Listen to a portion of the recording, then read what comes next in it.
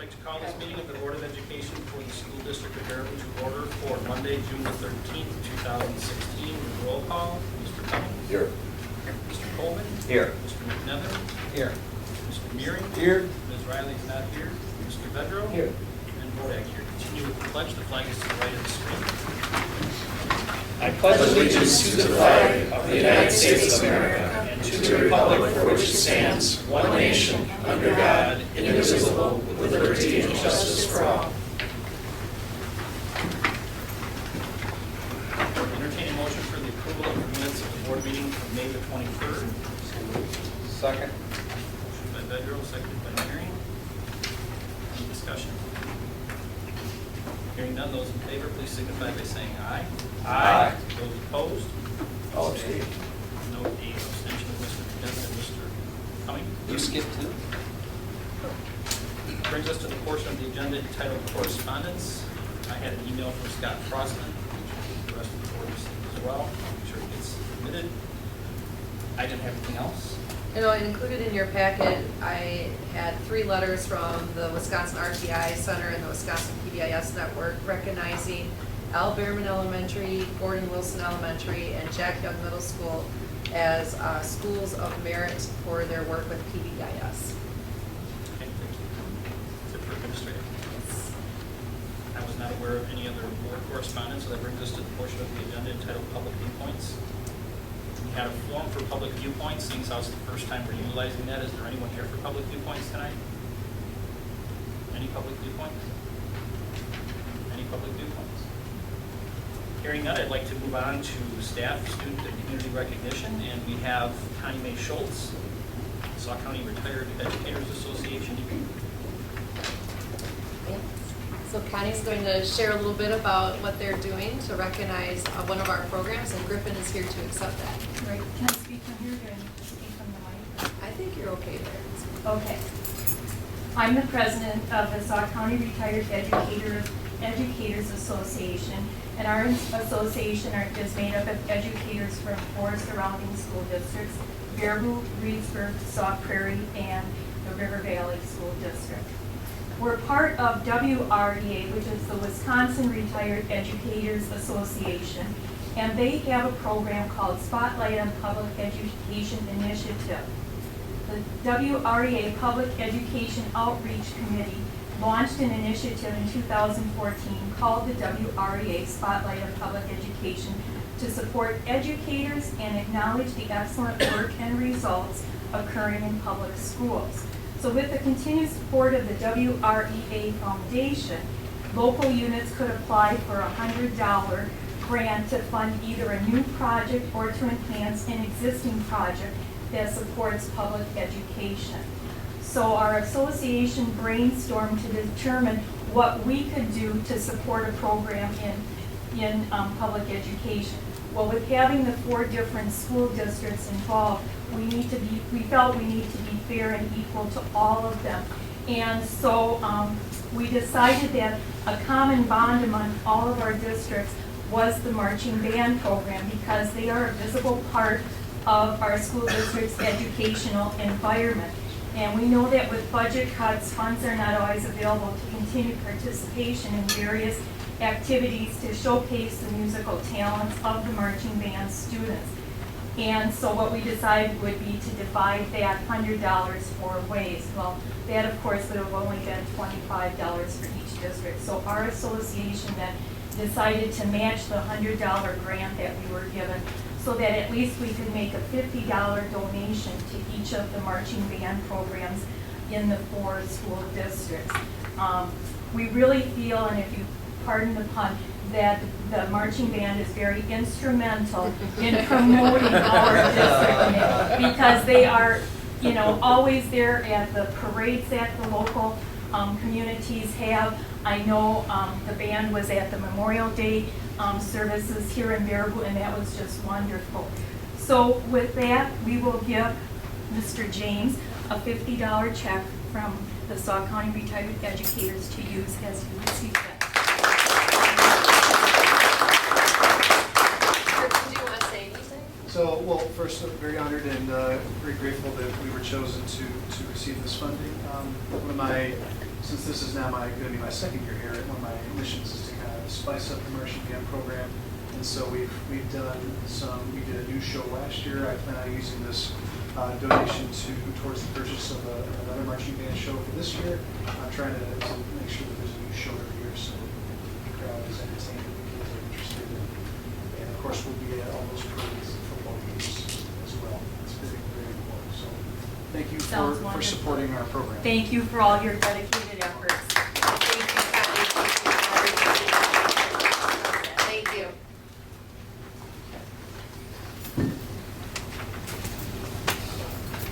Brings us then to the portion of the agenda entitled Continuous School Improvement, and we have Ms. Mann to talk to us about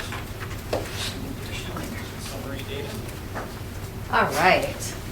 So I always feel so grateful when I have an opportunity to come and talk to you about our data because it looks really terrific. And so I'm thrilled that I get to be this messenger. So unfortunately, there are a number of recent assessments that our students took in the spring that we will not have results for until mid to late July, some even into the fall because that data gets embargoed so that DPI can kind of clean it up and ensure that it's accurate before it's actually released. But I do have some things to share with you that we have been involved with this spring. So just some quick opening thoughts. This is a brief overview. It doesn't include sub-data from each building in our district. I am working to compile that though because I think it's invaluable to our building principals and it really helps us to kind of draw some conclusions about what's happening at different buildings and then helps us to be able to leverage some of that information for student improvement everywhere. At every level of this district, we have reasons to celebrate. And because, our jobs and life in general is an exercise at getting better, we also have plenty of opportunities for improvement too, and we'll work on those as well. So as we continue with these same assessments, we have opportunities to grow our understanding of how best to use the results from these assessments to work to ensure that we're providing interventions and providing enrichments for students who need them. It's been a little bit challenging because at the state level, there's been a lot of shifting of the tests that we've used. So right now we're kind of in this awkward situation where we don't have a lot of longitudinal data with the same tests because of these shifts that have happened, but we will certainly moving forward, and that'll be something to kind of keep track of. Jane, can I have just a question when since Absolutely. we're talking about the state test? I mean, Yeah. last year, we put a lot of time and effort into it. Also, no, we're not going to do this one anymore. Now we're doing a new one. How was the rollout the first time through as far as, the getting the computers ready and all of that sometimes you think it's not just about just taking the test, there's a lot of other components that go into it. Yeah, it actually went really, really well. And I was, frankly, personally, I didn't really share it too loudly. I was a little bit skeptical because the company it's called DRC Frontline, they had some struggles with the access tests. Sure. And that was a much smaller population of students than statewide rollout of a forward exam. Yeah. They were able though to work out some of those glitches, and I cannot credit our administrators enough because it really took some Herculean efforts by Dave Schwartz at the middle school and then the building principals to ensure that all the pieces were in place and that we had everything, all the demographic data up to date that we needed to do, but it went really well. Good. And the kids seem to have pretty positive responses about it. There are some things I don't care for about it in that it's not adaptive, right? But overall it's really well. Good. So I'm really eager to see those results. Again, those won't be out until fall. Good. But, yeah. Thank you. Sure. So last year, there was no school report card for 2014-15 because of the pause bill. But that growth from that year will still be reflected in the report cards moving forward. And DPI fully intends to have a report card for 2015-16. I just can't tell you when we'll see that report card. Part of their struggle is trying to identify growth when they too have experienced this shifting of assessments, right? So they have to figure out how to communicate that progress. So, like I said, most of the spring assessments results won't be available until July and some till fall. And I want you to know too that as a leadership team, teachers, community members, I think we all share the sense that we need to reduce the testing load. And there's a lot that we can't change. You know, we have an accountability assessment from the state that we don't, you know, we have to do the forward exam. We're held to that. The ACT Aspire. But there are some tests internally that we've been working to evaluate to really determine, you know, are these tests that we need to administer, and are they worth the time that goes into them for the students and the educators? Yes, sir. I would recommend in that evaluation, because we do have too many testing mechanisms, to be really clear about who needs to be tested and why. And it seems to me that we have two major components on that scale. We know one is those students that are in need of additional guidance. But with our gifted and talented program as well, on the other side of the equation, we need to ensure that those young people who are excelling in the testing have opportunities to excel. And we're better at that in the upper levels and in the middle levels, and we need to really drive that down into our elementary program as well. That requires investment in human resources. It requires investment in additional teachers and additional aides who work with our young people, so that the teacher or the expert responsible in that classroom can differentiate well. And I want to make sure that whatever testing we do is really focused on the 20% that does the ABs. You've all heard me say before. Thank you, Jim. However, with the loss of adaptability of the exams, we lose the opportunity or the ability to test at the top levels. We do. Is that not true? For many of these tests, there is that ceiling. Yes. You know, we'll really have to see with the forward exam. I just don't even know what to expect when it, you know, until we see those results and what they look like. But Do you know if there's a plan to make forward adaptable levels? I don't think so. I don't think so. But Peter, I think one thing I just want to speak to what you said is that I just want to add, Yep. just with what Mo has said, because the forward is not adaptable to the upper level, it makes it even more imperative for us to do our internal testing for that group. That was the point that I was hoping to make. Yeah, absolutely. And one thing that we've really recognized as a group, and when I say we, I really mean we, in particular, literacy coaches district-wide, school psychs district-wide, with the help of Danny and Lori too, myself, sitting down at the table, you know, one of the things we realized is that we really need to communicate to all of our educators and, you know, families too, what the tests are that we do end up giving and what their purpose is, what purpose they serve, so that people really understand, you know, how to use the information that we get from it, but also the why. So here are some of the assessment release dates, something for you to look forward to. The forward exam, they say late July. I wouldn't hold your breath about it, but you know that's kind of what they're expecting. ACT is always embargoed until the fall. This year it went quite late because this is the first time that we went to a statewide system where 100%, like where all of our students took the ACT test. That was different previously where not all of our students took the ACT.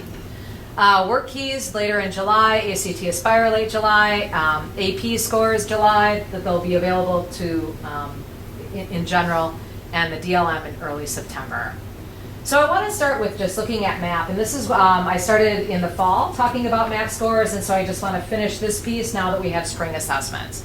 And I also want to thank here administrators, tech staff, support staff, teachers, and students. It's quite an undertaking to get all of our kids through the math testing. So here are the spring MAP results for grades 2 through 8 in reading and math. I've included in this, and I shared this with all of you digitally. So this is the status norms for 2015 that are put out by NWEA, the MAP company. And you'll see that it shows the beginning year average, mid-year, and end of year for both reading and math. So you can kind of refer back to that. So for all of these slides, Baraboo is blue and the national norms are in red. So grade 2, now this is a district-wide view. Grade 2 MAP reading, I think Lori mentioned this at the last time we looked at data, that this is the first time ever in grade 2 that we actually started above the national norm, which is pretty exciting. And it really speaks to our early literacy in our earlier elementary and the success of that.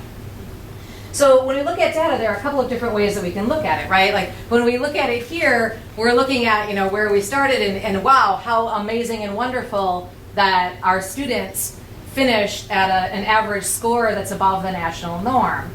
But if I were to give you that score alone and say that our average RIT score was 192 and the national norm was 188, it doesn't necessarily speak to the growth that we have provided our students. And I think that's an important piece to look at too. And I promise I'll go through these more quickly. But so this first one, so you'll see the growth here, fall, winter, and spring. But then I also just broke it down, like how our growth in our district compared to the national average growth.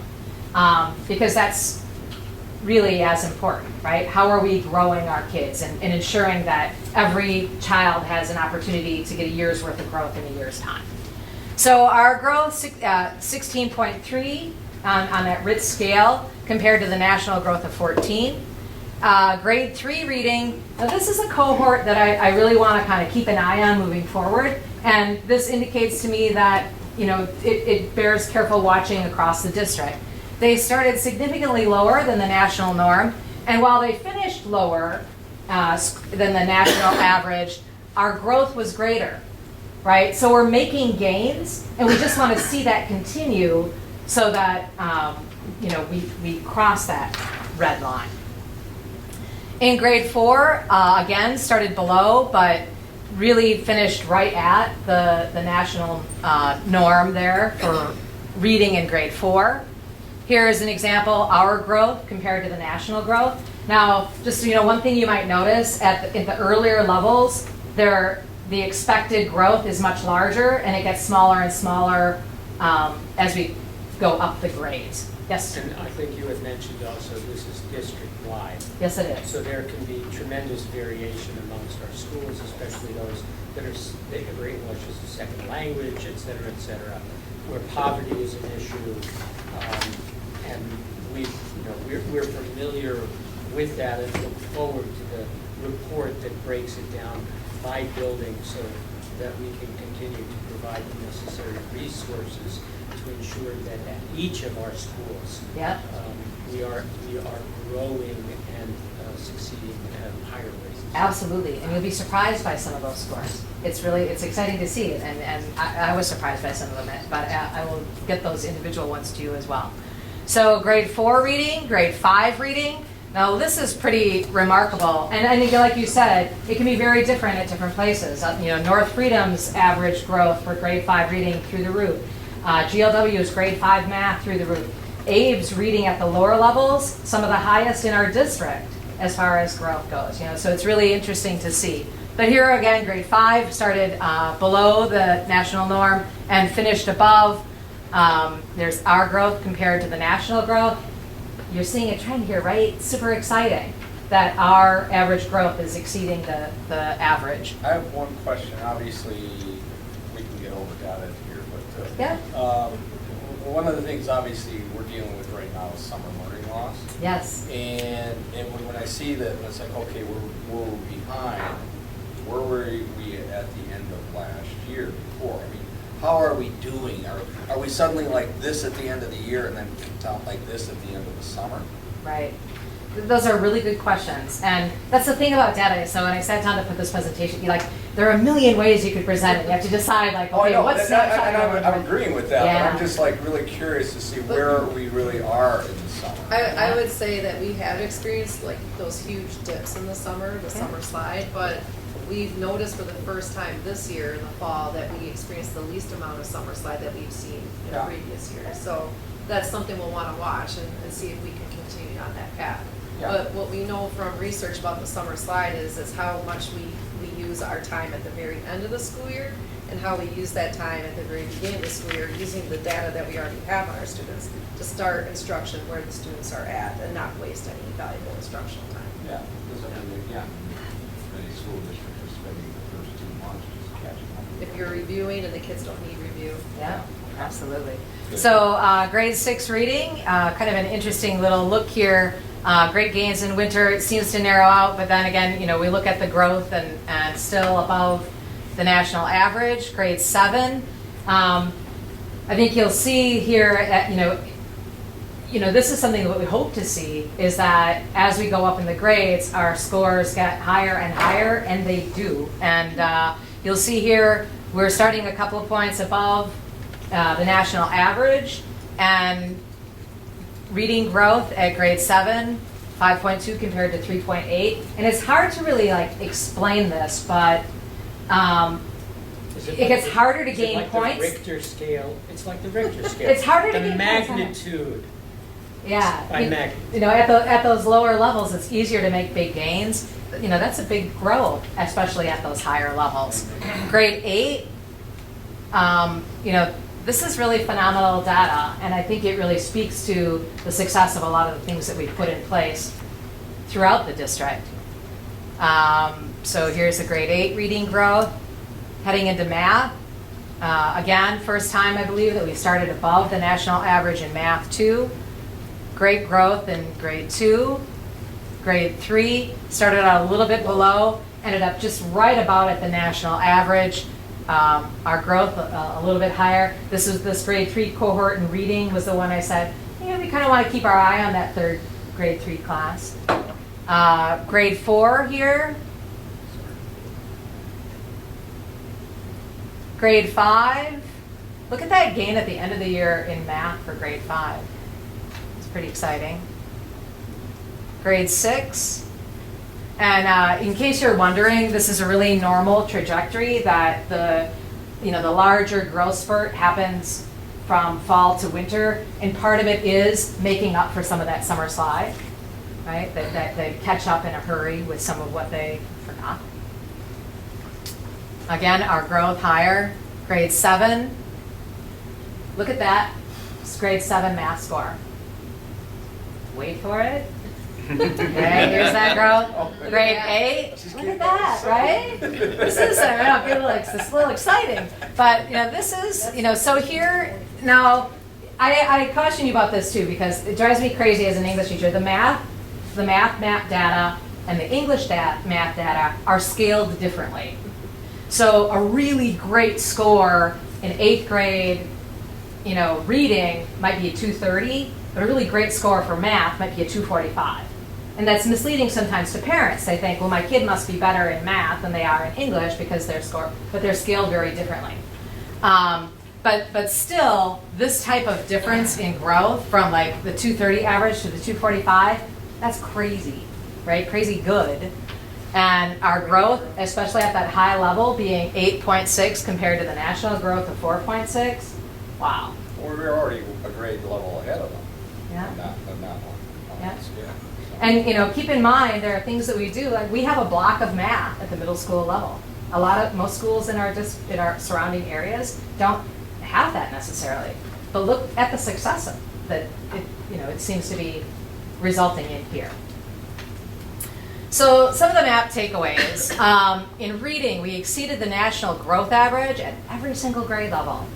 In math, in 6 out of 7 grade levels. And in the 1 grade level where our average growth wasn't higher, it was just a percentage point off. But even in that grade level, our growth average was higher. We were growing more. We were scoring higher than the national mean.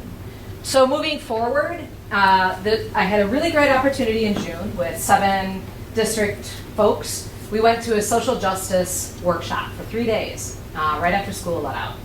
And it was fantastic. But one of the things that it really drove home, one of the things they talked about was our state routinely scores at the top for ACT scores nationally, right? One of the top scorers nationally in ACT scores, our state, oftentimes top 5, sometimes the top. However, we rank dead last, 50th in the nation, in closing the achievement gap. So in meeting the needs of our minority students. And so one of the things that our small group really, we're unified in feeling that we have so much data, we need to dive deeper. And we really made a commitment as a small group that moving forward into this next year, we were going to focus on educational equity and social justice. And really looking at the subgroups to see how they're performing. And really looking at, okay, so who are we not reaching? And if we're not reaching them, how do we do it? Let's figure it out. Let's break down those barriers and create pathways to success for all of our students. Super excited about that moving forward. Moving forward, we need to dive deeper into economic, ethnic, and gender demographics. While it's difficult to determine specific causation, it's really clear that our efforts as a whole are really successful. Clustering, subject level acceleration, purposeful WIN intervention groups, literature circles, purposeful text selection to include broad representation. We have a robust math and literacy coaching sort of network. So really excited about that. And again, I think we need to continue to monitor that kind of grade 3 cohort here as we move forward. ACT, I'm just going to touch base briefly on this. I shared this with you in the fall. This is a fence line composite of our ACT graduates. So this is prior to all kids being tested. In 2014-15, our graduates were right up near the top with a 23.2 composite score. This is with last year's composite score when the entire state of Wisconsin tested all of their juniors with the ACT. The state average was a 20. We were a little bit above that, but you can see here too last year how we compared to those same fence line neighbors, with Sauk being at 20.8, Baraboo 20.5, and so on down the road. Here it is broken down by subgroups. You can see that we have some work to do. I only used Hispanic and white because that was the only racial group that had a large enough subset to register on the ACT. And just some quick takeaways here to wrap it up. We're consistently scoring higher than most of our fence line neighbors. It's great. We want to keep monitoring that. Continue to work on ensuring that our students with disabilities are held to high academic standards and supported appropriately. And maybe look at, with career cruising, there are a lot of ACT preparation tools. There's a disparity between our kids who are economically disadvantaged and those who are not. One way to work to meet the needs of those students is ensure that all kids get some ACT prep and make that uniform so everybody has that little bit of an advantage. I'm out. So it's looking great, and I know this went longer than I expected, but I'll leave it at that. If you have any questions, feel free to reach out. This is beautifully done, JP. All right. Yeah. Thank you.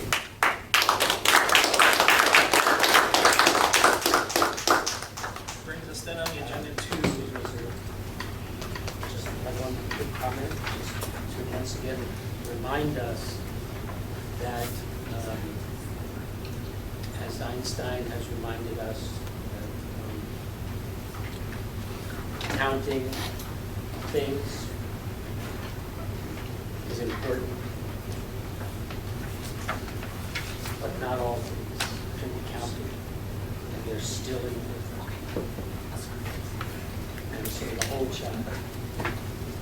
child, we do a good job, we must continue to do an even better job addressing the whole child, not just the academic percent.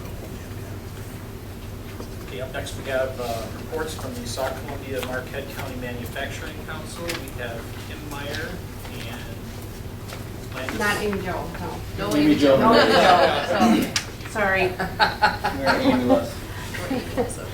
Thank you for letting us come talk to you today. What we're hoping to do is be able to provide you a little bit more information about a manufacturing council group that we've been part of for a while, and how we can possibly partner better with the school, And that includes school board, teachers, counselors, all aspects of students and everything along that line. Again, I'm Kim Meyer from Teal Class 6, Director of Human Resources. And I'm Landis Bozak from Synergy Metalworks. And what I want to start with is just kind of give you an idea of the reason why we wanted to talk to you today. And ultimately, the group that we're part of is trying to do, to give you more information about manufacturing. The perception of manufacturing out there, I think, is still one that's a little bit behind the times. It's still one that assumes that manufacturing is what we call the 4 Ds. It's dark, it's dirty, it's dingy, and it's dangerous. And I can assure you, it's anything but that. And I'll explain some of that as we go forward. Hopefully we can help you understand as well that there's all sorts of alternate opportunities in manufacturing for careers for our kids as they graduate. We'll talk a little bit more about that as well. And then lastly, we'd like to be able to offer you some opportunities or suggest some ways that we are willing to partner with you as a board, and again, with all the groups, subgroups within the school system. So the purpose of our group, and let me kind of back up maybe a little bit. We are Sauk County, started off as Sauk County Manufacturing Council, and then we've kind of evolved and taken in Columbia County and Marquette County as well into our group. And what we're trying to do, again, is as a manufacturing group, really focus in on helping and expanding that relationship between the school and manufacturers. So for example, at Teal, I think Teal's a great example of a place that isn't that dark and dingy, dirty place. Recently, you may have heard that we won Manufacturer of the Year for the state of Wisconsin. Last week, or about 2 weeks ago now, we won the Wisconsin Safety Council's Safety Award for 2 years in a row for our increased and improved safety. We just went 500,000 hours without a lost time accident, which is just, phenomenal. It's just, those types of things just are unheard of. And those things are happening right here in our very own backyards, in our own neighborhoods, with the kids that went to school here. And there's lots of other opportunities for other kids to join in on all that fun. So the purpose of our group, again, is to just explore the vast career opportunities that are available for kids. Maybe kids that aren't going to go on to school. Maybe kids that do go on to school and decide that school's not really for them right now or at some later point. There's lots of opportunities for even manufacturers to help pay for them to continue their education as well. There's also opportunities for businesses that are rapidly changing and students to understand what those career routes look like. They're not all the same as they were before, as many businesses have experienced. It's much more technical. Even in manufacturing, it's not just someone picking up a widget and sticking it in a box anymore. There's a lot more technical opportunities for kids. And then finally, the path used to be really narrow, and again, it's much wider than it ever was. So hope that those are things that kind of make you understand the purpose of why we wanted to come talk today. Our vision with our council group is really outlined right here: to work closely with school boards, counselors, teachers, parents, coaches, mentors, any group, to try to help identify opportunities for pathways to local businesses. The group that I talk about, we all face the same challenges. It's tough to find employees. It's tough to find qualified employees. Find employees just to come to work every single day and not attendance themselves out. They need to show up every day. So we've kind of banded together to try to focus in on this very mission right here. We've also identified a mission that we're going to be focusing on, and that's further developing the partnership between ourselves and the local school board. So members of our group are attending other school board meetings as well, but hopefully we can identify different career paths and ways that we can help add to those opportunities that currently exist for students. And then lastly, develop a plan for students based on our identification. We do a lot of things with youth apprenticeships, any other types of partnering as far as reading resumes and giving kids critiquing on job interview skills and those types of things. But I think there's a lot more that we can offer, and that's what we want to kind of outline today. I'm going to turn it over to Landis to give you a quiz then. Better pass. Way to go, Gene. Jane's fault. I'm not going to sing a song to do it. It fit right in with today's presentation, right? Yeah. Something that had come up earlier, just wanted to hit on quick is, somebody mentioned, talked about the students that we're not reaching. And this is a great way to look at how do we reach the students that we're not reaching. Because like you say, there's more than just the academic person.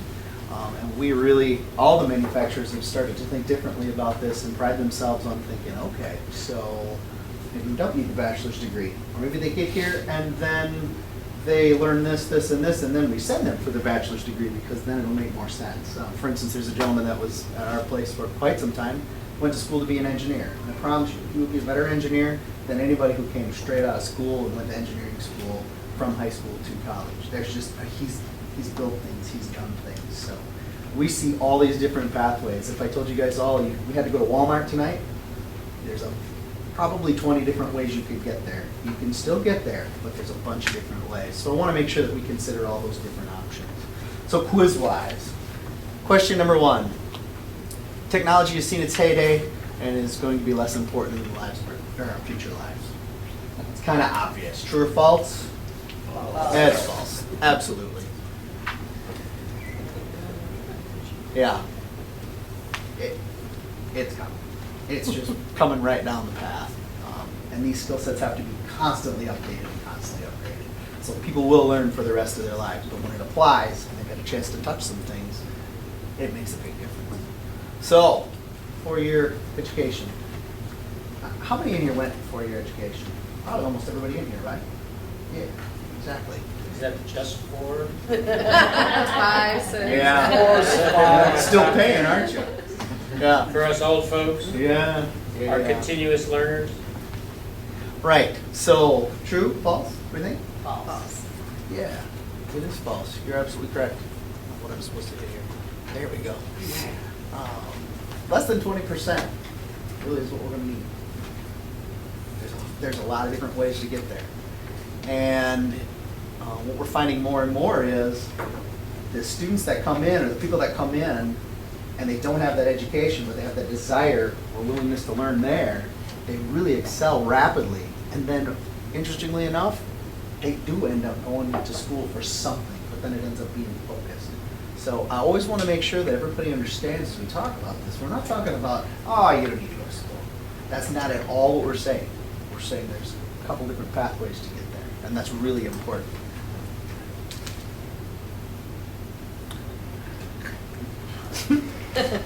Goodness, my glasses. Yeah. Wipe your glasses off. Yeah. Yeah. Yeah. That's big. It's a huge cost. And that cost for going to school for a year and then dropping out, you still own that cost. And then you don't have that education to leverage. That's what's big.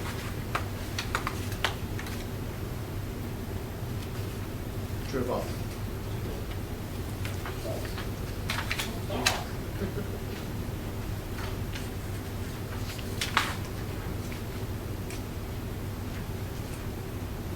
Thoughts?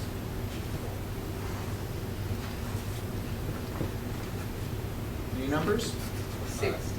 8. I don't know if you guys can see that from here.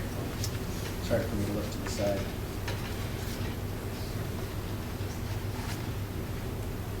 This is just Faribault alone.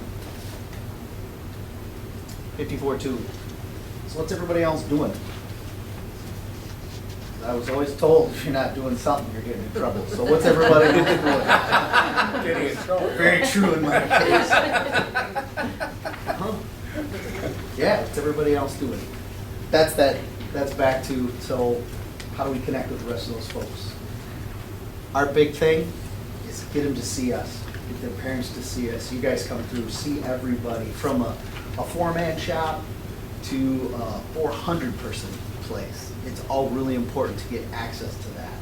So many different times, kids come through and they'll try something and they'll see something and go, ooh, that's really interesting. Or they go, there is no way I'm doing that for a living or even a day. So we want to get access to folks. That's the big thing. Because if we can keep them excited, then they're gonna do something with that. How many think go directly in? in the future? What are we gonna need to fill this gap?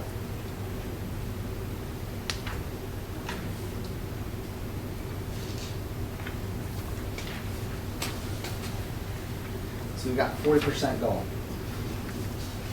For every single place you go up and down the streets, there's a for hire sign out front.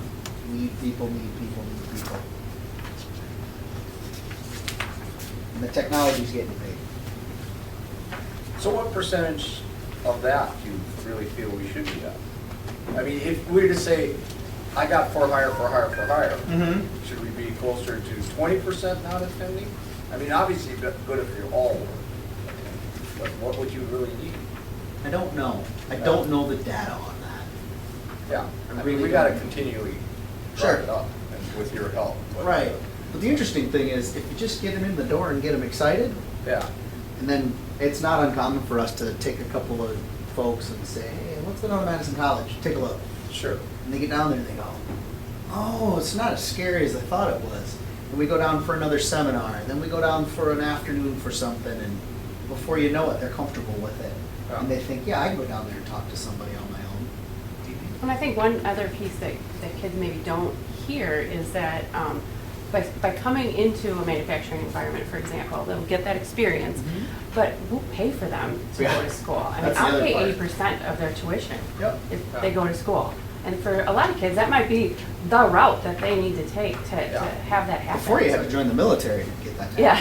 I mean, really, you did. That was. All you your- have to do is pass your class. We don't even require that, like you get an A or you get a 90% or something. Just Yeah. pass. Pass, pay attention, and Yeah, come back to work. and come back and apply it. You bet. I appreciate so much all of this work. I do think that it takes a village, and manufacturing and business have begun to recognize, given so many shifts in the socio-economic and demographic and cultural issues facing our country, that education does not exist in a single place alone, Right. and there are multiple kinds of education. You know, I work very closely with the Manufacturing Alliance and MATC and Yep. others. And when I talk about educating the whole child and saying it takes a village to educate the whole child, what you're suggesting about getting them in and having them recognize the various opportunities that exist above and beyond what they may understand or know or have experienced yet is a key. I would encourage you all to recognize that there is an additional level above and beyond. This is a job that will pay you a decent salary. And that is a part of being in the village. This is a part also of what it means to be in a community and to understand how a community functions, so that those young people who begin to work with your organizations understand why their tax dollars need to go to education. This is an imperative. So business is not just about a job. And education is not about preparing widgets that fit into your frame of reference.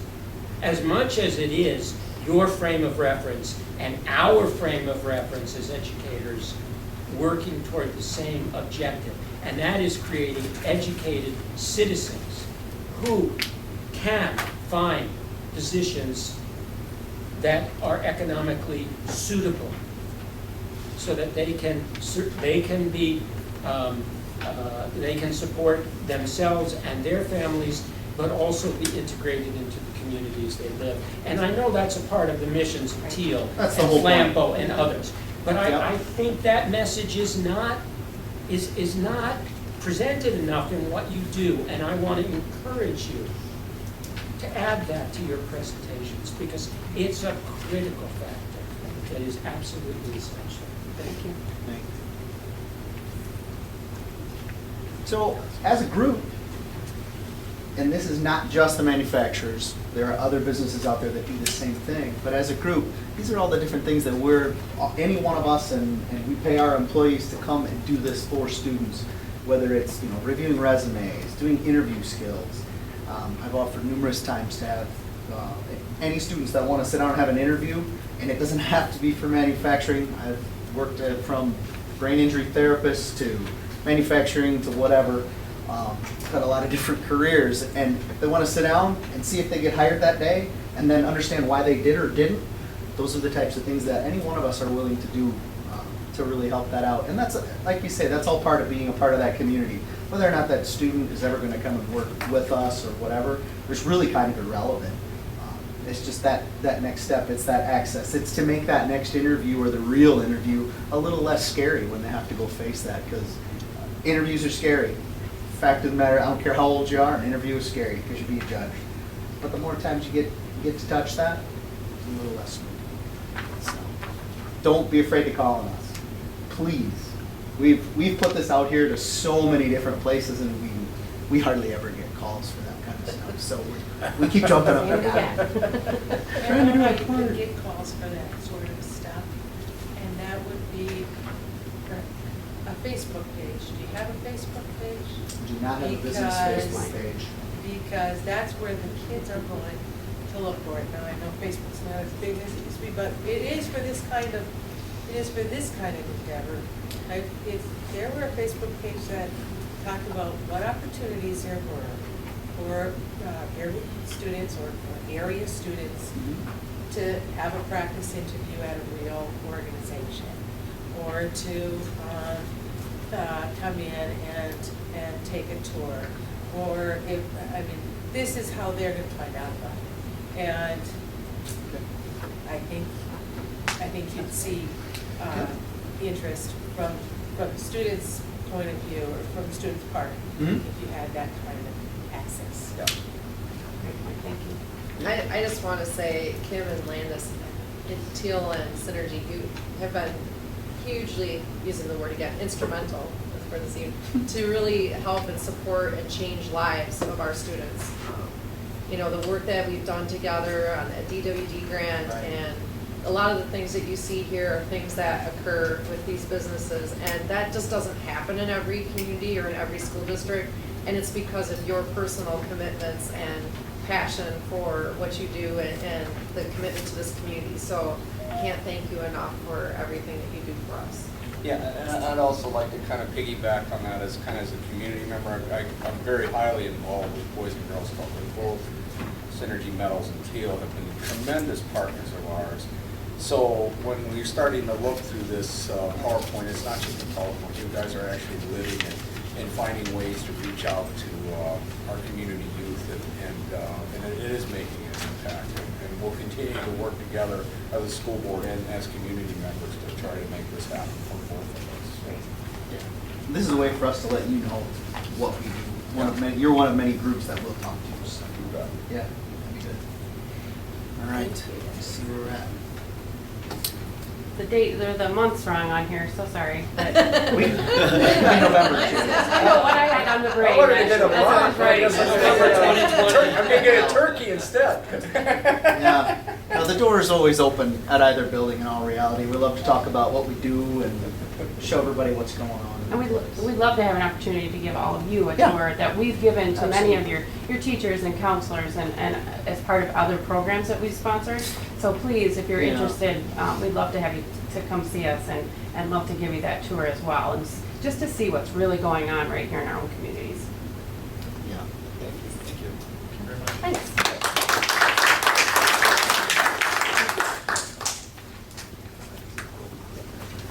Brings us then to the personnel recommendations portion of the agenda.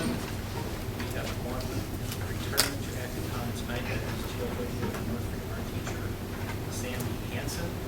Entertaining motion to accept these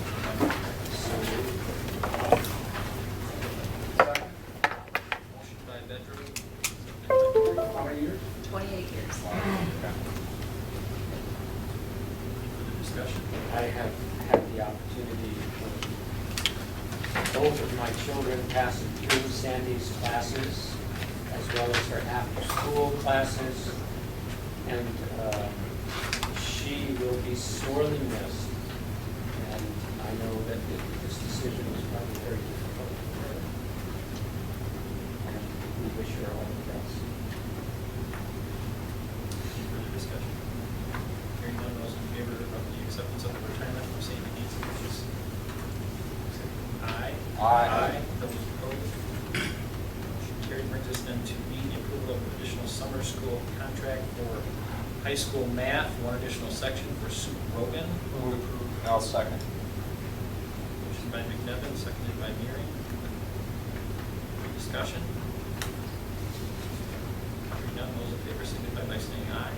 Aye. Those opposed? Motion carried. Brings us then to the approval of two resignations. Move approval.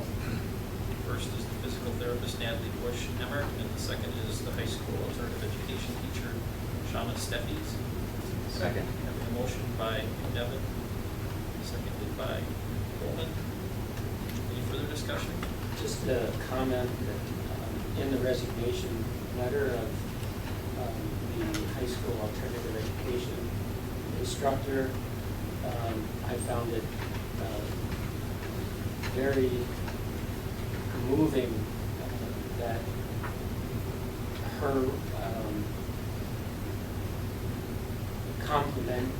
complimentary notes to the district about what it meant to her as someone coming from the outside to be a teacher, and coming from the private sector and moving into a different kind of environment.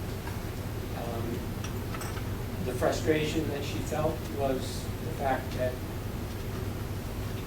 education could not provide enough dollars to sustain her and her family. Again, I think that's something that needs to be recognized on a larger scale.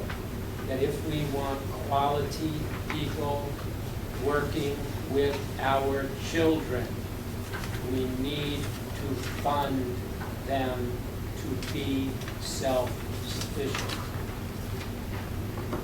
Thank you. Further discussion? Hearing none, you have a motion and a second for the acceptance of the two resignations. Those in favor signify by saying aye. Aye. Those opposed? Motion carried.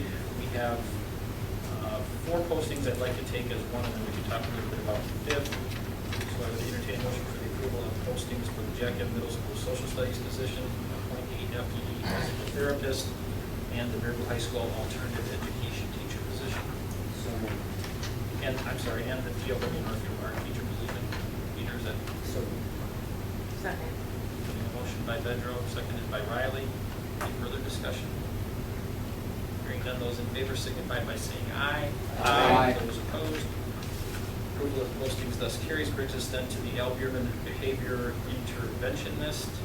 And I will let Ms. Miller share a little rationale for that request. Sure, so we've done a needs assessment as we do with each of our buildings, and we're recognizing with our data and feedback from our staff that we need more supports with behavior, and particularly evidence-based intervention with behavior at Al Bierman, and I think we'll see that need continue to grow in other buildings as well. What we would like to do is use federal funds to support a position of a behavior interventionist at Al Bierman that would not have a negative impact. That's why I'm stating to you, it's a federal funded position, so it wouldn't have a negative impact to our budget as we move forward. And Danny can speak more about the CIS dollars. So as part of our federal flow-through dollars that we receive as a district, we can use up to 15% of those for non-special education purposes, what they refer to as CEIS, or Coordinated Early Intervening Services. So it's trying to intervene for those students before they become a special education student. And so what we would like to use, we would like to allocate that 15% to help fund those behavior interventions. And also on your tables, I included a sample posting that we could roll out tomorrow morning if you so approve. That gives you a better understanding of what that role looks like. How long is this funding for? 1 year or? We get, so each year we're able to use 15% of our annual allocation carry. So it's while certainly our federal allocation varies a little bit from year to year, we're still free to use up to 15% of those dollars. How have they been used in the past then? In the past, we have primarily targeted academic interventions, so we have used it to pay for things, evidence-based academic interventions such as Read 180, Mind Play, which is another reading intervention. We also use it to help support some of our progress monitoring systems. So Ames Web is one of those systems. EduClimber is another data tracking system that we use. So we've been allocating some of those funds to help support those. Moving forward, our curriculum budget can support those needs, and a lot of those things were one-time purchases as well. So we feel that we can support this position with the CIS dollars moving forward, so it's not just a one-year funding. But we're saying, again, this is fine for this, but at some point we're saying we may need other buildings, and that may end up closing council. I move to approve those. In the meantime, you're looking forward this position to lessen the needs later on as these students get. That's right, the earlier the intervention, the better. Having a motion by Meering, seconded by Vedro. Any further discussion? I just want to reiterate Gary's point that the earlier that we intervene and support, statistically and in all the research, the better off we are. The federal government recognizes that, and so we should be doing that ahead of the curve if we can. We should not be waiting. We should be moving ahead in exactly the same way that Jane laid out the success that we are having in our academics. We need to support that in our behavioral arena as well, because there's no question that as young people develop emotionally and socially, if we are able to support that, we will have less issues in middle school and less issues in high school. And so I heartily support that, and I would also suggest that we continue to look at ways to use both the pass-through dollars that we have federally as well as others to ensure the fact that our teachers, our frontline teachers, have the aids that they need to be able to do the work that they do, especially in the elementary school. Any further discussion? Hearing none, those in favor signify by saying aye. Aye. Those opposed, motion carried. Brings us then to E, approval of long-term substitute guest teacher position. Move to approve. Sure. I'm sorry, one thing I wanted to ask the board at this point in the year with the approval of postings is I think we're gonna start to see a lot more mobility as the summer months are here. And the admin team would really like it if the board would give us the permission or authority to go ahead and post for vacancies as they happen versus waiting for the next board meeting. When you say mobility, you mean people departing, Correct. that we're not aware of at this time. That's correct. Hopefully we may not have any new ones, but That's not it right. becomes a little problematic if we're waiting too long. The hiring season is very competitive right now, and the pools are smaller than they've ever been in the state, 30% smaller, so, based on the And this is research not we've done. unusual. No, The mobility right, during this period of time was not. right. So I apologize, but we would love to have that authority at this point. So We've got an open motion before we Let's finish drawing. We voted on that. Oh, Yeah. We don't have an open motion. Yeah. We were going to talk about. Yeah, Doug made a motion to approve Mary's program. Was there a second?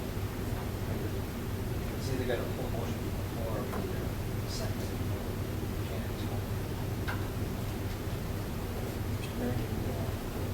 I can pull it. I'm willing to pull it at this point. So then we're off the table with any motion. Not much better. You, I'd like to make a Mr. motion. Roberts to give rules. Administration the flexibility for postings.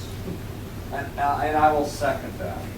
Could we clarify that or note that that is postings for positions that Already Currently existing exist. positions that come open? And new positions like this aid, behavior intervention. That would definitely come to the board. We would still have to discuss. Right, right. And I will keep the board notified as those vacancies continue. If that's the requirement. I'm sure. It's just.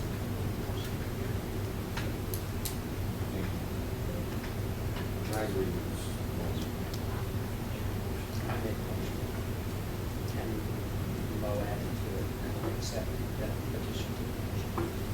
Second. Down here. I don't. Yeah, I didn't get this part on the table. I think it was me. I think. Motion by Bedrow, seconded by Mary. And I agree. Allow administration to post for openings as they're presented for existing positions to secure a replacement. Any further discussion? Hearing none, those in favor signify by saying aye. Aye. Those opposed? Motion carried. Now, Mr. Berry. I would love to approve Barry Sprecher for a long-term sub. Motion by Mary, seconded by Bedrow, to offer a long-term guest teacher positions, Mary Specker and Ellen Harrison, 5th grade. Any further discussion? Hearing none, those in favor signify by saying aye. Aye. Those opposed? Motion carried. Brings us to the approval of 2 new hires because we do not have anything beyond number 2 to associate names with, so those postings will continue. So we thus have the approval of new hire for Chelsea Erman for 4K teacher halftime, and also Kendra Lenius for the high school English teacher position. Motion for those 2 new hires, background provided in your board packet. So moved. Second. Motion by Riley, seconded by Meary. Any further discussion? That leaves still one more high school English. Just one? Yep, just one. We have a very strong lead. We'll wait. Any further discussion? Hearing none, those in favor signify by saying aye. Aye. Those opposed? Motion carried. We then skip to new business. I turn to Mr. McNevin as Chair of Finance. Move to approve. I will second that. Having a motion by McNevin, seconded by Cummings for the approval of the receipts and disbursements as presented. Any discussion? Hearing none, those in favor signify by saying aye. Aye. Those opposed? Motion carried. Brings us to the policy review for the second reading. I will turn to Chair of Policy, Mr. Merriam. Okay, I move to approve for the second reading that we read, that we originally read at the last meeting, 345.6 graduation. The second one, 383 culture responsive practices. Number 3, 384 holiday observances, and 443.9 care of district property. Those are the 4 that I'm approving this as a blank slate for the second reading, waiving the second reading. Is there a second, Mr. Merriam? Second. Having a motion by Mearing, seconded by Riley to accept and disperse with the second reading of 345.6, 383, 384, 443.9. Discussion? Hearing none, those in favor signify by saying aye. Aye. Those opposed, Mr. Mearing, A23. Yes, I waived the second reading, but there may be some additional discussion on that, on this. 823, access to public records, and accept the reading as presented on our last meeting. Motion by Mearing, seconded by Bedrow. Discussion? Sure. The reason why the chairman was kind enough to pull that out is I missed the last meeting, obviously, up at regionals for our track and field teams. I guess I'd like to offer up an amendment that would waive the fees for any resident of the district or any recognized news organization within the district. I think that this data all belongs to all the taxpayers within the district, and access to it should be free. I realize that perhaps sometimes it's prohibitive for us to do records requests and things, but the dollars we're assessing don't matter to our bottom line in any form or fashion. Probably don't matter to the folks that are requesting the information. And so I just think that it's important that we make that token gesture to say it's not, we'll have to honor those requests. Was it a quarter a page? Is that what? Yes. And the reason why I said, just to clarify, the reason why I said anybody within the district is because because those are the taxpayers that fund the schools. I would leave it in there for people outside the organizations. If you have a special interest group that wants to do public records or information, and they're not taxpayers in the districts or the organizations in the districts, then I fully understand the cost of sending information. But I think you've already filled the bill up front.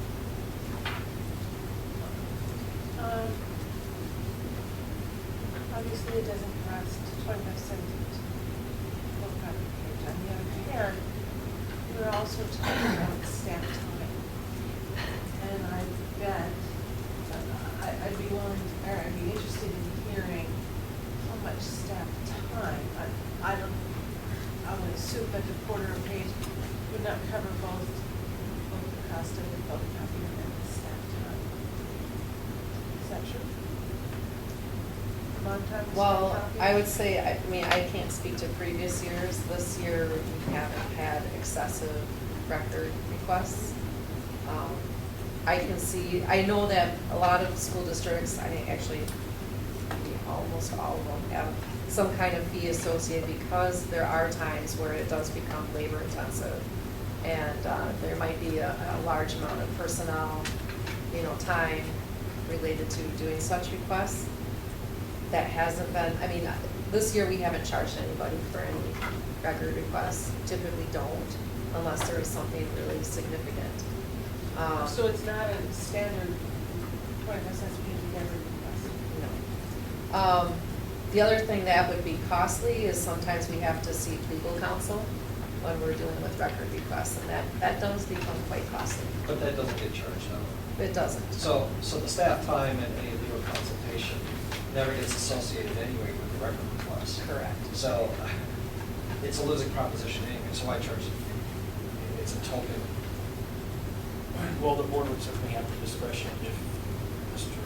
Evans' amendment is adopted to revisit it in the future if it becomes a concern or issue, change the policy.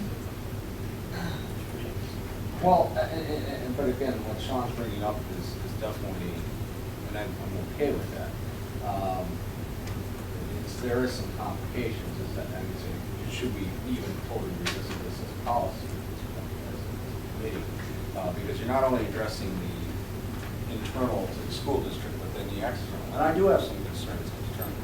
At times, there may be groups out there who suddenly will say, I want everything. And Well, we have experienced that. yeah, and so I suddenly, And we with the point of experienced just saying, that. I don't want to just put a blanket, we're not charging anybody. When we get some of those absolutely off the wall requests, and say, well, there's nothing in our policy that says you have to deny them because it's unreasonable, and say, well, we'll charge you. I have 6,000 pages of and because I think our district people, and whether it's the news agencies or other, haven't been unreasonable, and then that's what we need to look at. But we have to still, I think we still have to be guarded for, especially people, there are groups outside the district that may at times go a little carried away. Is there any legal requirement that we need to handle not to be charged? Well, what I would suggest, keep in mind, we have a motion and a second on the second reading. So I would ask Mr. Mearing and Mr. Vedro if you would be willing to withdraw your motion and send the policy back to the policy committee. Look at the legal cross-referencing. Make sure that we're not overstepping our authority. Well, I can pull my amendment when we pass this, and then policy can just, at some future date, bring it up. And so- It's not an urgent issue Right. to have this accepted tonight, so we can go back to policy and That would be very Send it back Well, to yeah, because policy. you can't take it all through tonight. Okay, so- No, and you're bringing up some points where I'm saying, I don't want to kind of jerry-rig this tonight.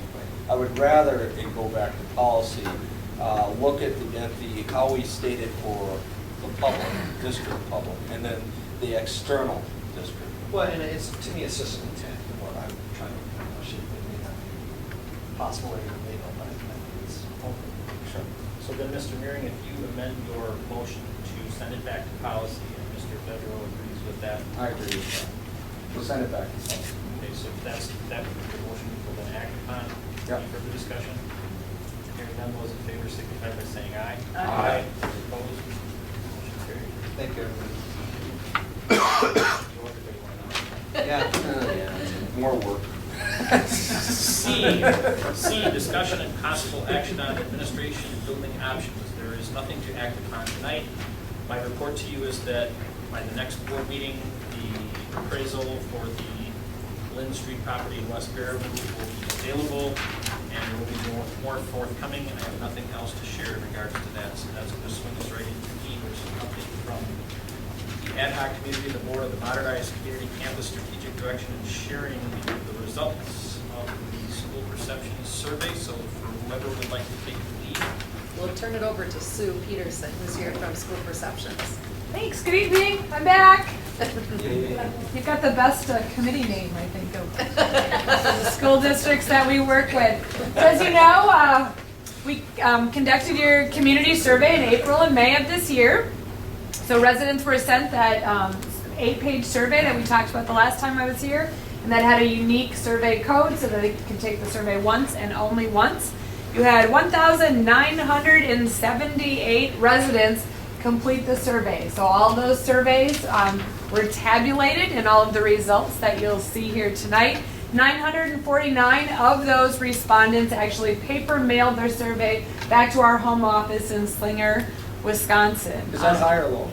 In percentage-wise? You mean the number that went came back? But paper. And then also total. Yep, so 19% is right where we want to be. We want to be over 15, so we're thrilled with that. Nope, I think you're pretty accurate statistically. Yep, you're fine. Okay. Yep. So our margin of error is plus or minus 2.3%.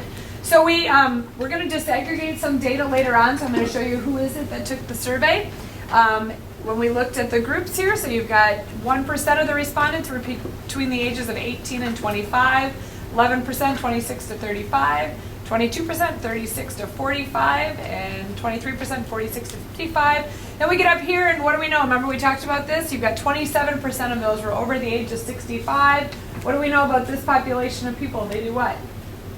Vote. Show up to vote. So we want to make sure that they're accurately represented, and we want to make sure we've got over 16% of your constituents that are responding. So that's absolutely fabulous. And we asked, in which municipality do you reside? Looks like all your municipalities were well represented. And then we thought that was pretty statistical, right, Lori, when we looked at that? Okay, then we asked, are you an employee? What do you mean? What do I mean by that? That if you looked at your whole district and all your residents, approximately 58% of them would live in the city of Baraboo. So it's an alignment with yep, demographics. Aligns, yep. Okay. All right, are you an employee in the district? 19% of the survey respondents were employees, 81% were not. We asked if you were a parent, 39% were, 61% were not. Does that actually match population? I'm just saying respondents, does that actually match the population? We don't know. No, it's going to be weighted heavy towards staff and parents, and that's why when I go to the next information, remember, I think I talked last time about the fact that we were going to disaggregate data, and we were going to have 3 groups of people, and there was one group we want to look most closely at. Sure. So your question is dead on, that obviously, when we move a few more slides, when we look at the response, you're going to go, yes! And I'm going to go, oh, we got to remember, you're weighted heavy with staff and parents who are more connected to your schools. They sent the survey back in a higher percentage than the other. Right, yep. Okay. All right, that's all right. If you've got school-age children, where are your kiddos going to school? You can see that 46% of parents said that they had high school kids, and it goes on there. And obviously, folks could check more than one if they've got kids in multiple buildings. Overall, this is for all respondents. How do you feel the quality of the Baraboo School District is affecting your home value? Of all respondents, 32% said it was having a positive impact. 48% said little to no impact, 11% negative impact, 9% of respondents don't own a home in the district. Communication. So we wanted to just gather some information as you continue your messaging. Consider strategic communication if you so choose to move towards referendum. How would you like to receive information regarding the school district? Your parents are saying, I want to see email, district mailings. Your non-parents are saying district mailings and the Baraboo News Republic. Yay. People are looking to you for information. No pressure. Huh? Represent. And actually, I'll tell you that that's a very high percent. Sometimes we'll see that 20, 30, maybe 4%, but 59%, you've got people are looking to you for what's happening in the schools. Facility planning. So here we go. Let's get into it. Here's going to be the first time we look at this. All right, so when we talk about all residents, would you support a referendum that provides funding to repair and revitalize your aging facilities? We had a cost of $7.9 million to do that. When we look at all survey respondents, we said 74% were in, either definitely yes or probably yes. But what do we know? This is heavily weighted with parents and staff. So let's look at the folks that are spending most of the time in your buildings. Of those folks, 85% said, yep, we're in. Definitely yes, probably yes. That tells us that your staff know that your buildings have needs that need to be addressed. Then we said, what about parents? Strong response from your parents. They also see a need. 82% were in support.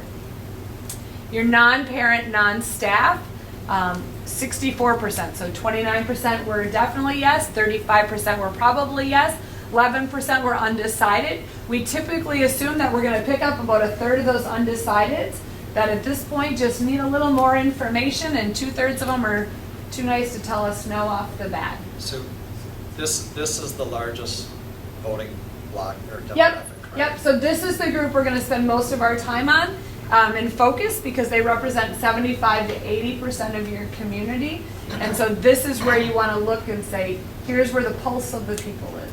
This is where this is the group you want to look at. So that's where we're spending most of our time with that group. Do you also have data, well, you're showing us data of that 27% who are 65 and over?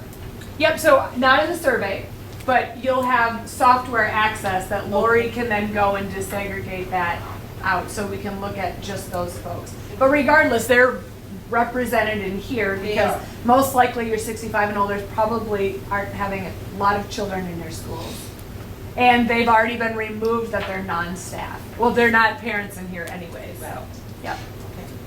Okay, so then we broke down that second big bucket in the survey, and we had different small little groups. We wanted to educate your community on those educational needs. And then we wanted to say, okay, overall, would you support these educational programs and updates? So we said your tech ed expansion, so to provide a plan or provide funding for a plan to expand your high school tech ed areas, okay? So then we said very likely, somewhat likely, not likely. That's how we'll move through these. And again, just this once, I'm going to say that our friends are in purple. So I'm a Packer fan, and so 40% of all respondents said that they were very likely to support programs for tech ed. That's a high number, and 31% somewhat likely, so we like that. And you can see that you've got support from your staff and parents as well. I'm sorry, the purple you were suggesting. Purple is your non-parent, non-staff. They're 80% of your Yes. community. They're not in your schools. Got it. Some of them have never stepped foot into your schools. Thank you. But we want to make sure that we've got their support, okay? Here we go.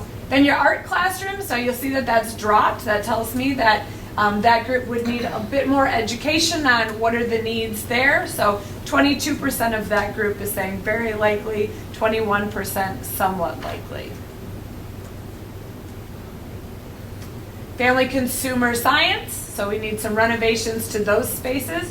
29% of that purple group is saying very likely, 32% somewhat likely, so we've got some support there. Your library media center, the high school, 30% very likely, 28% somewhat likely. Can you help me understand? Yeah. You said you could expect to pick up a third of undecided. Yep. So, I don't know, there are 2 in the middle of each graph that would be undecided. Where is Yep. the split So occurring? we'll use that when we're gonna move to the final tax tolerance question. So right now we're just looking for what's their pulse of where they're at. So right now we're kind of doing a Likert scale of 3 with then some undecided. So when we get to that tax tolerance question, that's where we'll look at those undecided folks. So hang with me. So here we just want to get, are you which parts of the project are you all in? Do we have support on all of them? And we wanted to use breaking this down as an educational opportunity to talk about the needs of the library, to talk about the fitness center, to talk about your tech ed room, your family consumer ed room. So here we go to your fitness classrooms. Again, we see it's a little bit lower. That 23% of that non-parent, non-staff group is very likely to support that. Just around 50% for both your parents and your staff. Your student support areas, 26%. Your cafeteria, okay, so here you're going to see probably your second highest support from that non-parent, non-staff group there at 34% would be very likely to support expanding your cafeteria and commons here in your high school. And I'm going through, I'm also adding in the somewhat. The somewhat likely, Is yep, that- yep, and that's okay. that Yep, approach you is can. good? All right, so here we go. Now we're going to just take a simple average. So now we've ranked them. So we've got all your survey respondents, then we've got your non-parent, non-staff. So if everyone said very likely, your average would be a 3. If everyone said not likely, your average would be a 1. We want to look at that group that's 75 to 80% of your community, and we're starting to rank order those projects. So as you can see, your tech ed expansion scored highest in both groups. Then your cafeteria and commons, family and consumer science, library media center, student support, fitness classrooms, and then art classrooms. And so why do we do this? In the event that when we move to the next question and it doesn't look like there would be full support, if you were to go to referendum on this part of the project, we'd say, are there areas that maybe at this point we want to scale back and take out? We'd say, well, what are the parts that the community is least interested in supporting, or are there parts of this project that we need to spend more time educating our community on exactly how we use these spaces and how critically important that they are? Which gets us here to this is the question. Would you support a referendum that creates flexible environments to maximize teaching and learning at the high school? All respondents, when we said it was 13 million, 58% were in support, 28% said no. Your staff, 73% were in support, 15% said no. And again, remember we talked about the fact that we always want to make sure we know where your staff is at, because they're the ones providing information to your general community about what the needs are within your buildings. And then your parent residents, 72%, so great support. And then we look at that group that makes up 75 to 80% of your community, your non-parent, non-staff, and we said 44% were in support. And again, if we figure that we're going to pick up a third of that 17% undecided, so you're going to pull another 5%, you're at 49% of that 80% group, 49% support. Expanded gym. So would you support a referendum to expand facilities for educational and co-curricular programs? All respondents at $15.9 million, 43% of all respondents were supportive. Your staff at 55%.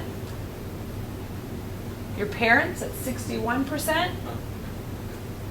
What was it before? Staff was 55? 55. Okay, 61.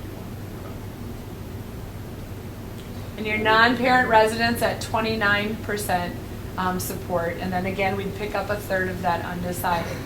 Now, does this tell me that your community is like, nope, we don't need this? Absolutely not. This is telling me that we might not be there yet and we need more information. This is an opportunity for you to say, okay, this is the group that needs to understand how this facility is being used. Remember, this is the part of your community that isn't in your buildings, that may never step foot in your buildings, okay? So again, it's an opportunity to look at, is it those folks over the age of 65 that don't know how those facilities are used? So if you back up 2 slides, when you look at staff here, and then the next slide shows parent residents, these groups show strong support. So the need that's been identified and advanced has got support with those that have a connection.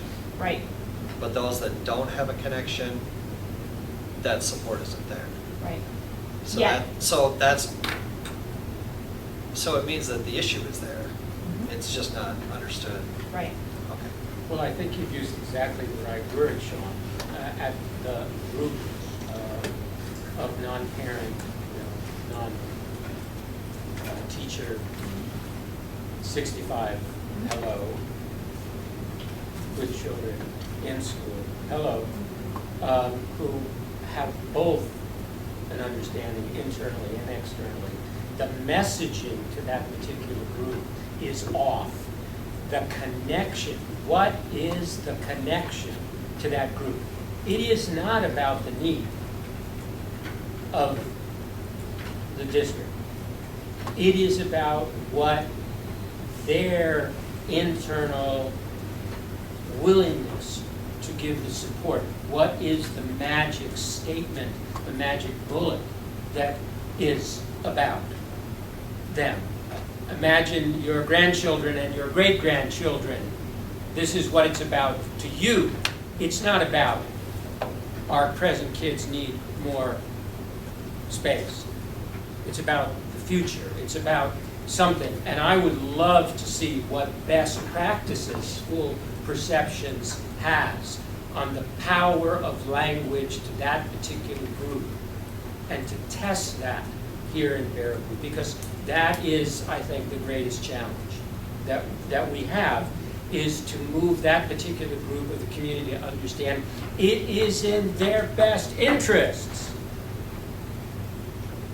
And even though it may have a cost,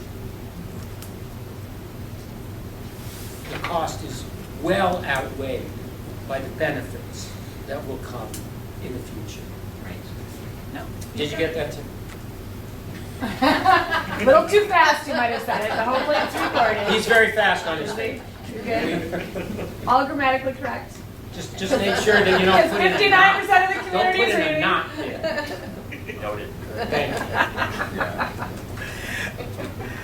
All right. So then we went into a conceptual plan question. So we remember we had the 3 different buckets, and we wanted to look at each of those, and then we said when we bring them all together, the total cost to complete all of the projects that we talked about in the survey was going to fall between $35 and $37 million. And it would cost $120 for each $100,000 of property. We looked at all residents. You had 42% saying definitely yes or probably yes, 13% undecided, 45% no.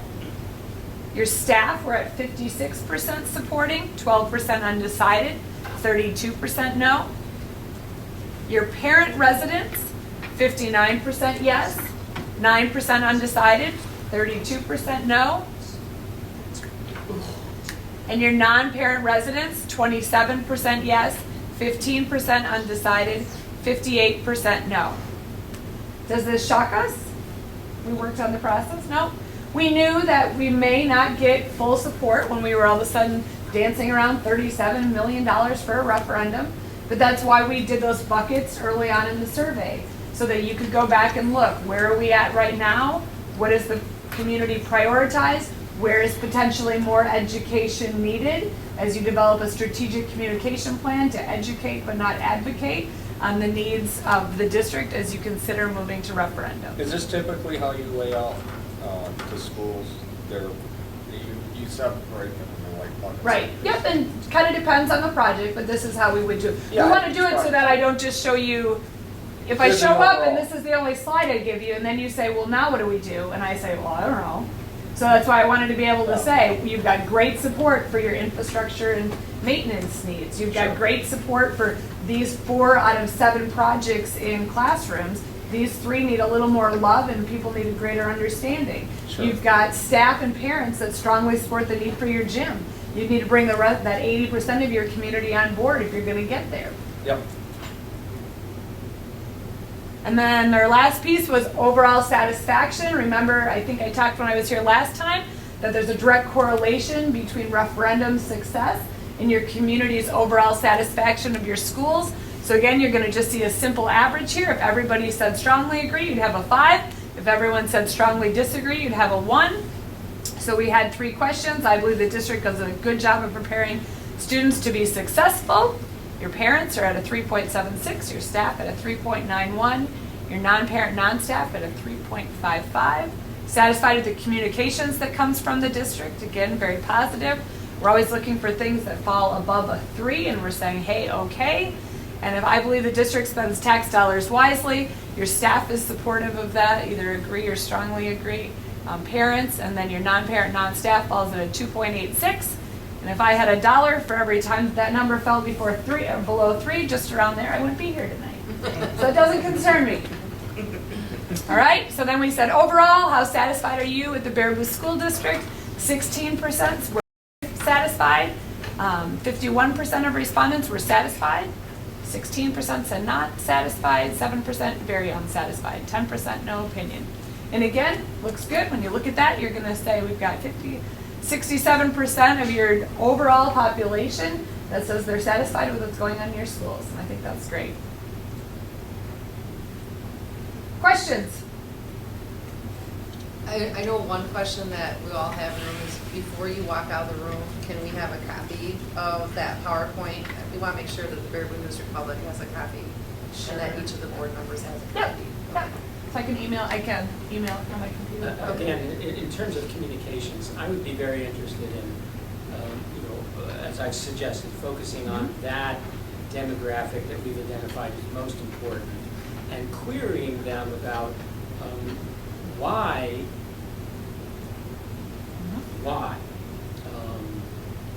I don't want to make assumptions that we know why. I really would be interested in what other research you've done in other districts to gather at least the 20% that does the 80 about helping us Move the you know, needle? Yeah, and move more than 1/3 of the Undecided? undecided. Yeah. Let's move 2/3 Right. because I think that's critical. So we're the survey folks, remember? Surveys Yes, do. right. But my previous life, I was a strategic communications specialist, so I get it. But it's not what we do. But the reality is, you've got some information. What do we know about where that population is hearing about the good things happening in your schools? Right? And a perception in general, as far as when a person that has no connection to your schools thinks of a large gym, they think of what? Friday night filled basketball games, right? But those facilities are so much more than that. Those facilities are busy and filled between 8 and 3 o'clock. They're providing amazing educational opportunities during the school day.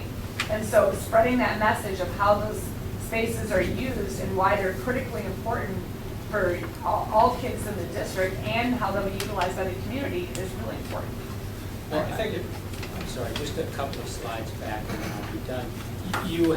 We had looked at, and maybe we're a little bit concerned with some of our staff, the way our staff looked at the funding options, just the funding options when it came to certain things, and it seemed as though, what was it? Would you pay for? Oh, Yeah, in yeah. here? These guys? No, it was It's toward the end. the overall Yeah, the support. overall. Yes, they're, Okay, okay. 32, and this one and the next one at 44. Sure. And probably, And I understand our teachers and our staff are taxpayers. They know the need. They want it. There's a challenge, of course, in how they manage their budgets when they're restricted to a 1.2% or 1.5% cost of living increase by the state. So the school board's hands are tied in some ways. But that, to me, is what that's about. I see that as kind of a, hey, what about me as an individual? Vote. We need it, I know it. I want to support our kids. So I vote yes over here. When it comes to paying for it, pay attention. There's a difference between my support for yes and my support for paying it, and I think I understand a little bit of that reason. You know, a lot of times you get to this point and you go, well, where do we go from here? And I guess I'd ask the board to take this and send this information back to the Modernized Community Campus Committee. We've put in a lot of work on that committee. We've got a lot of staff members that have been part of the focus group. We've got a lot of community members that are part of that focus group. But I think we need to run this through them. I'm really excited about the information that was presented tonight. I'm extremely excited about the information. Because forgetting about the project, because everybody likes to talk about the project, I love talking about the process. Because what this does is, to me, this validates our entire process that we've gone through. And it says we're on the right track. It says we support what you're doing. It says we like what you're doing. But it sounds like we might be going a little bit too fast. You know, we said this is a 15 to 20 year process to modernize our community campus. And they're all going to be steps. And each step's going to be different. That first step was under $10 million. The second information comes out is $36 million. Gives people some pause. So when you take a look at that, you say, hey, we like what you're doing, but maybe you're going a little too fast. That's okay. I'm all right with that. We said it's 20 years. As long as we make those continual investments as a community and school district, it's a win. So I think when we send it back and we say, hey, when you look at this data on the surface, you say, wait a minute, the pushback you're getting is at the total cost of the project. And a big piece of that total cost is the co-curricular part. And they go, wait a minute, maybe that's something we need to learn more about, maybe that's something we better understand a little bit more. Well, that to me, as a committee chairman, is too much heavy lifting to do by November. But I think you've got a core data of an investment project here in the high school that we can craft and bring back recommendations to the board. That's highly supported by the data. And then Peter, your recommendation on how do we build that informational campaign and make that community connection with the needs of today's students and the needs of tomorrow's students, I think that's critically important. But that's going to be a lot more heavy lifting than just between here and November. So I'm really excited. I'm hoping the board kicks us back to the Modernized Community Campus and says keep doing the work that you're doing and come back with more. I would agree, in fact, on a couple of matters. First of all, I think it does validate the process. I'm grateful for the process. I think that the Modernized Community Task Force Committee, not only did their homework, but presented a survey with help, of course, that people could learn from, could respond to, could understand.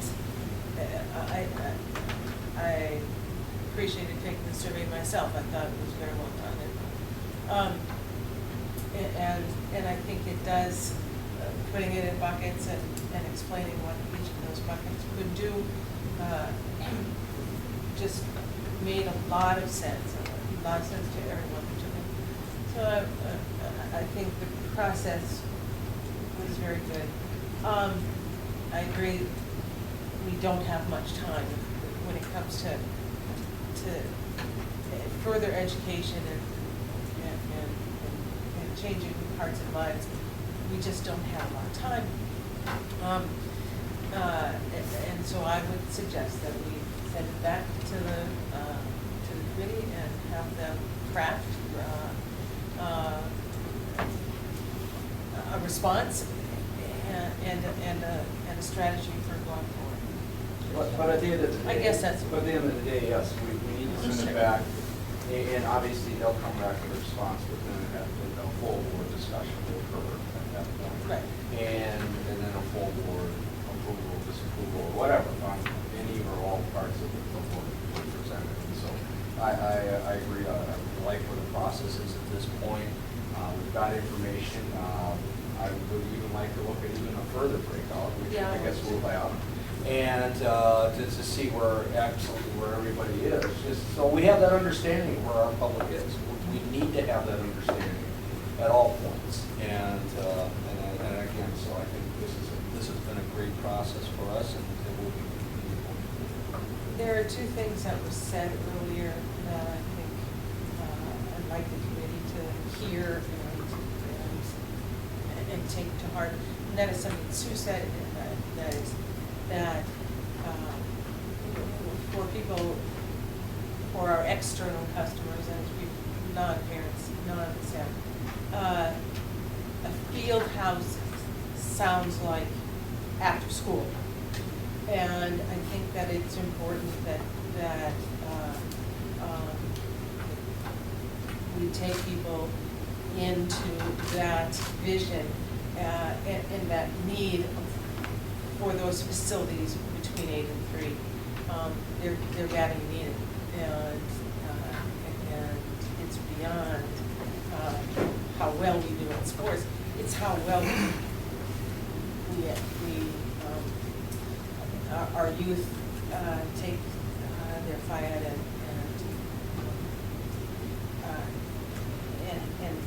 wellness, health and wellness. And the other thing that Peter said, when it comes to 65-year-old and older, it's more than the message. It's the fact that it's what can we afford. It's people on fixed incomes or on limited incomes, and it's what is this really? How is this going to affect me and my budget on a monthly basis? And I think those questions we really need to dive deep into the data to be able to take that to the next step. Having a motion by Riley, seconded by Bedwell, to send it back to the strategic, modernized Green Campus strategic plan discussion. I just would like to make a couple comments. Early on in the process, when we worked with school receptions in the past, one of the things that I firmly believe is when you told us lead to survey results, I believe that we have a lack of support for a field house and expanding the gym. And if the board's desire is to go for November, I'm all open to discussions, and we'll certainly discuss it at the strategic plan level. Personally, I need to listen to the results, and the results tell me that the support for that right now is not there. And I think it would be beneficial for the district to spend our time to provide information in regards to the other 2 buckets, as opposed to try to take time to present information on the 3rd bucket. And we've got support, probably yes, definitely yes, for our first 2 buckets. I think that's where I would like to see us spend our time. We don't have a lot of time between now and November. We're going to have to formulate a question. And that decision doesn't need to be made tonight, but I just want to say that personally, having been part of the survey process, that I want to believe the survey results. I don't want to try to skew the survey results, and I don't want to try to pretend that I'm a magician and I can convince people that are definitely knows that we need a field house between now and November. And I think, as Sean said, that we didn't think that this was going to be an everything by November project, and I'm all for having a discussion as to how we move forward. That's an excellent way to go, but I just want it noted that based on the survey results, I'd like to see us spend our time on the other 2 buckets. Mr. Cummings. Kevin, I agree with you totally about what you said there. There's one thing you might want to keep in mind, and I have no opinion on which way this is going to go or whatever, but from the time of the survey, approximately at the same time, the city announced plans for the building, which is also an increase in taxes. So that may or may not change numbers. I wouldn't think drastically, but possibly. It will affect City of Bear Blue resident taxes, yes. Their loan is for 40 years, I believe, so the impact is going to be spread across 40 years, but it certainly is going to have an impact for City of Bear Blue residents, which you indicated 48% of our responses were from City of Bear Blue residents. So yes, there's going to be, I don't think the city's not watching what we're doing, because they are. As a member of the Sauk County Supervisor Board, as well as on the Committee for Economic Development for Sauk County, and a participant in the Baraboo Economic Development Commission, there is nothing that creates more magnetism to a community for new residents, which increase tax rolls that then lower the burden of current residents, than a dynamic educational system. The statistics are absolutely irrefutable to that. And so I agree with my colleagues, absolutely, that where our community has said we should go, we will go. Where they have hesitancy, it's our job over the next 5, 10, 15 years, I'll be here. as we've talked about. I might put in a parenthetical comment there, but I won't. I'll still be here. Less hair, more chat. We need to craft the message for extended extracurricular and athletic, including, by the way, our arts and other arenas, because those are the magnet that draw new families to a community in a school system. Our academic achievements are part of that, but parents are interested in their whole children's experience, not just their brains.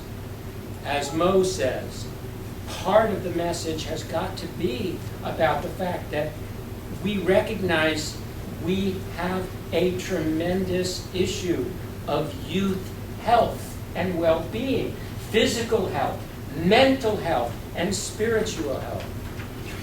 And the center for being able to revitalize that is right here in our schools. That's the bottom line to that demographic. It is about legacy, and it is about creating a better place for the future that you will leave to your grandchildren. Thank you. Having a motion and a second, is there any further discussion on the motion presented? Hearing none, those in favor signify by saying aye. Aye. Those opposed? Thank you. Carried.